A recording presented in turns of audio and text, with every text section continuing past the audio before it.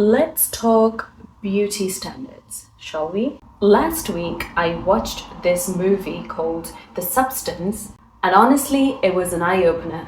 It was like a mirror held up to society's obsession with beauty. It was completely raw, real, and I couldn't wait to jump on here and talk about it.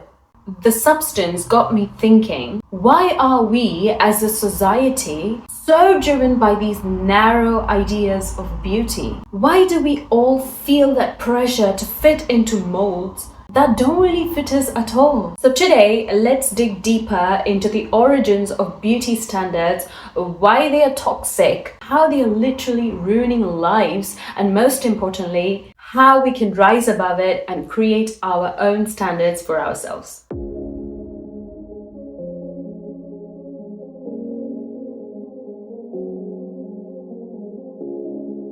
I mean, think about it. Everywhere we look, social media, magazines, ads, all these beauty standards are pushed upon us subconsciously. It's like we're conditioned to think that we need to fit into this idealized image. And it's not just us watching and consuming these beauty standards. They are marketed to us as if they were rules we need to live by. But here's a question we never seem to ask.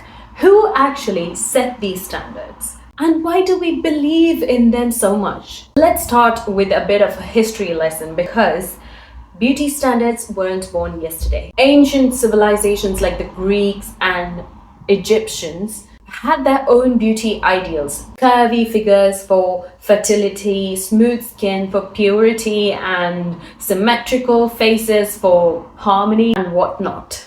Fast forward, and the ideal was about soft and voluptuous bodies. In the 1920s, it was all about the flapper look, thin, boyish frames and short bobs. Then came the 80s and 90s, pushing for slimmer waists and toned bodies. And in the 2000s, it became almost painfully just about being as thin as you can get, and then you would be called a supermodel.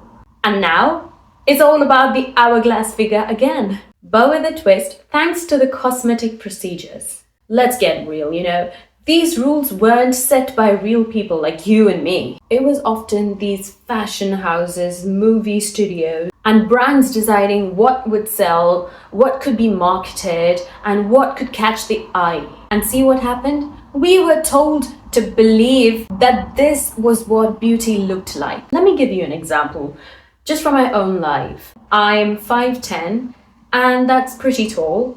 There are a few people who adore me for my height, and they think I'm absolutely beautiful. And there are a few people who hate the fact that I'm tall because, according to them, it's awkward and it's not normal for a woman to be this tall and whatnot.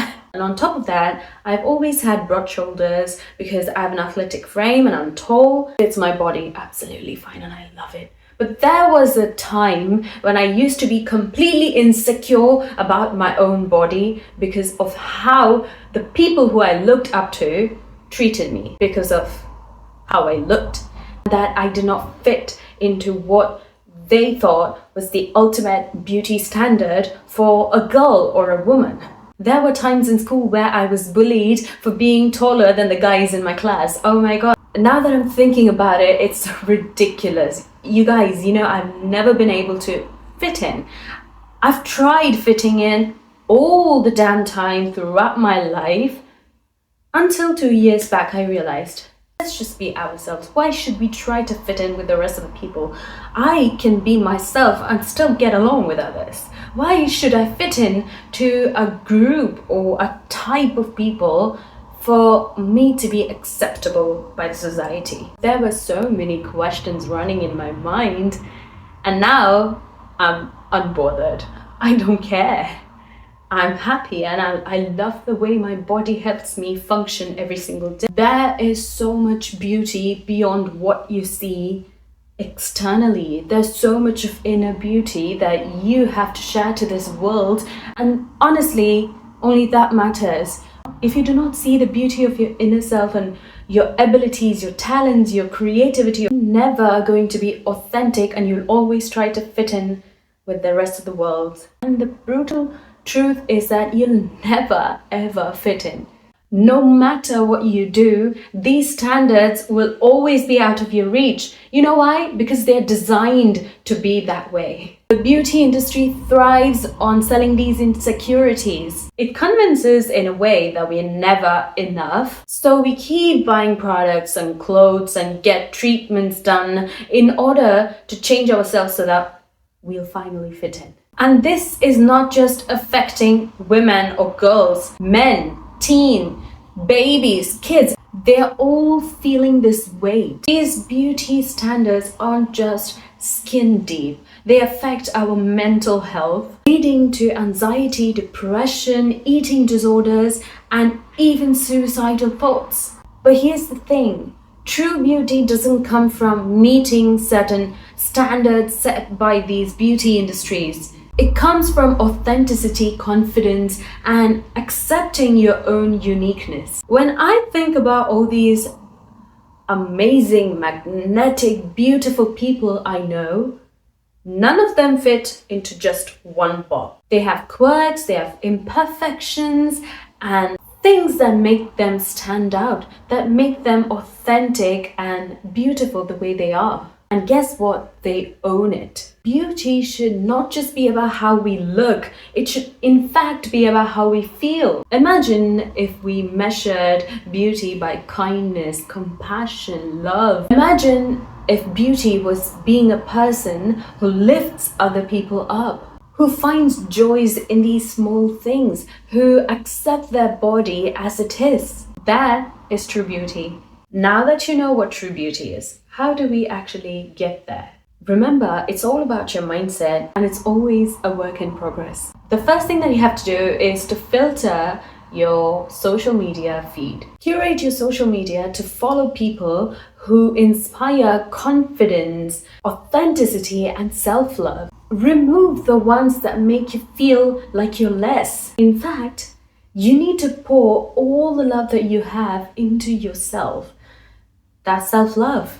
Only if you love yourself enough, you wouldn't be bothered by these beauty standards and you wouldn't be comparing yourself and seeing if you fit into those standards. And if you need to change yourself physically in order to fit in, you would never care about fitting in ever again if you just start practicing self-love.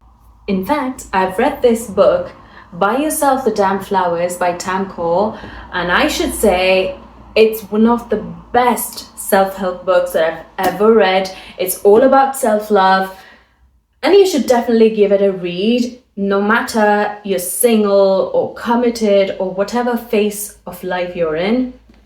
It's a really, really good read and I highly recommend reading this. So what the author does is that she delves into her experiences and shares all of the wisdom that she gained throughout the years regarding self-love, how damaging it is to avoid caring and loving for yourself, and how you can heal yourself from all those traumas and start practicing self-love in your day-to-day life. Secondly, you need to affirm and talk to yourself. The next time you go and stand in front of the mirror, don't look at what's wrong on your face or what the flaws are in your body. Just try to notice what's good about you. See the true beauty lies within you and not just on the external appearances. Look in the mirror and tell yourself what you love about yourself the most. You might think that there's nothing that you admire in yourself, but honestly, there are so many people looking at you in admiration and thinking, oh, why am I not like her? Why am I not like him? Find something that you're good at and start loving yourself for that. If you're humorous, appreciate it. If you sing well, appreciate that. If you're a good dancer, then appreciate that you have amazing dancing skills and just celebrate yourself. The next step is self-care, and not just external self-care where you throw in some moisturizers and serums and get a facial done. Of course, those are amazing. You get a mani, pedi, you get a facial, whatever it is. You do you, but Not just the external appearances matter, right? So you need to do the internal work. Nourish your body, your mind, and your soul from within. For example, you might want to start a new hobby, but you might have never given yourself that time because you're so busy meeting your friends and going out because you promised someone that you would meet them, and you have time for everyone else in your life, but never yourself. Self-care can also look like investing the time on yourself today, compromising that instant happiness so that you can have a better tomorrow because you're doing everything for yourself. If you're compromising that instant happiness, your mind might work like, oh, I'm not letting myself live my life. No, you're just investing that time in yourself so that you can have a better tomorrow. That can also be self-care. And lastly, define your own standards. You might admire so many things in others, but now what you're going to do is you're going to sit down, take a piece of paper and pen, and write down the qualities that you admire in others, which aren't physical. For example, kindness, compassion, intelligence, creativity, sense of humor. It may be anything other than physical traits. And now aim to cultivate those in yourself.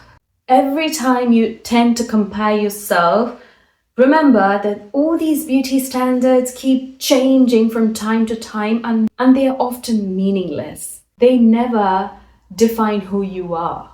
So coming back to the movie, The Substance, if you feel that you compare yourself with these people and if you feel that you're often thrown away from groups because you do not fit in, or if you're struggling with understanding what beauty standards does to your lives, how it ruined your life, please do give this movie a watch, right? The movie is available on Amazon Prime, so if you want to give it a watch, please do.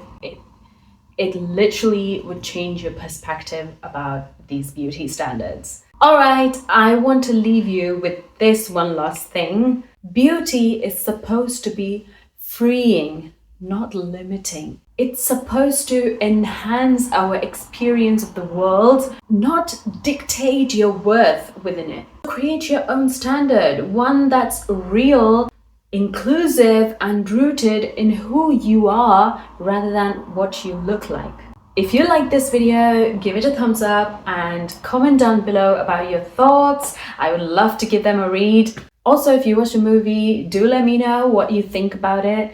Also, a trigger warning: if you're disturbed by certain scenes, please do not watch the movie because it definitely has some disturbing scenes, some really deep shit. But otherwise, it's a great watch. And if you'd like to join me on this journey of transforming yourself for the better, then hit that subscribe button and I'll see you in my next video. I love you all. Bye. Mwah.